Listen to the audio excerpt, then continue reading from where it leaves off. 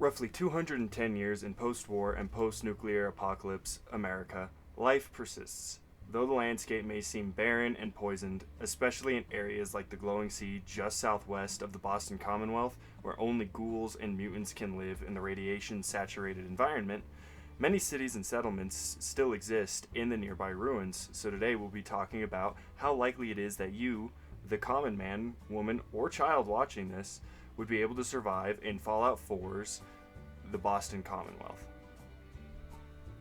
So for the sake of this thought experiment, we're going to say that you are exactly who you are in this current moment, with both your skills and shortcomings. So for example, if you are a skilled hunter but have zero ability to talk to people, you will have those same skills and inadequacies in your new life because you are still you at your core. I cannot stress this enough either. For this scenario, you will not be the main character, you're not Nate or Nora, but simply just a real person occupying the world for all intents and purposes is real life. And for this scenario, Nate and Nora never woke up. Okay? Alright, let's get started. So one night as you're going to sleep in your normal bed and it's been a normal day, head hits the pillow, boom, you're out. Next thing you know, you're waking up and you're in a cryopod, deep underground in Vault 111. Nate and Nora never woke up and everybody else in the vault is dead. So, you navigate your way through the vault, you find yourself a weapon, you find yourself a Pip-Boy, you get to the vault doors, and finally, you're out, you're free, and you're in the world. What's your next move? I'm going to go out on a limb here and just assume everybody who's watching this video has actually played the game before. So, as you know, you might have some food and water scraps from the vault, and you will have a 10mm pistol and some ammo for it from the vault as well. But in this new world, that's not going to cut it, you know? You're going to need quite a bit more than that to survive. And what's the first thing everybody does when they get out of the vault? Well, you go to Sanctuary. Then after that, you go down to Concord, kill a bunch of raiders in a Deathclaw, and get some power armor, meet up with the Minutemen, all that jazz. But let's be real here. I don't think any of us watching this have the skill to wipe out 30 raiders by ourselves. And I know for a fact that not a single person watching this video would know how to properly operate power armor, seeing as it doesn't exist and it takes proper military training to do so. So, what do we do with that information? So, the best bet for most of us is find a town with people. Well, assuming you were pretty good about your ammo consumption, you might have a few bullets from the 10mm pistol you found in the vault. Well, that might keep you safe on your way to a town, but we can't really be sure, so what do? We can't stay in Sanctuary because once the raiders are done with the Minutemen, they're probably going to move from Concord to Sanctuary. Concord's out of the question for the same reason. So what do? Well, this is where most of us would probably end up dying, if I'm being honest.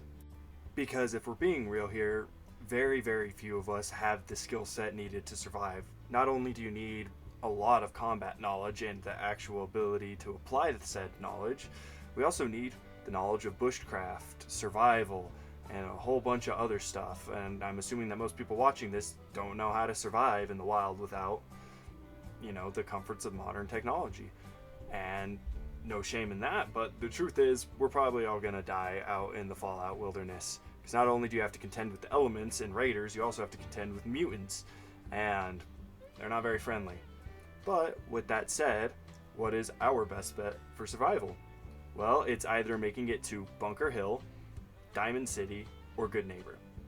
Those are the three spots that are relatively safe settlements for the average person to set up shop. You could probably even find good work there, maybe even carve out a little nice life for yourself.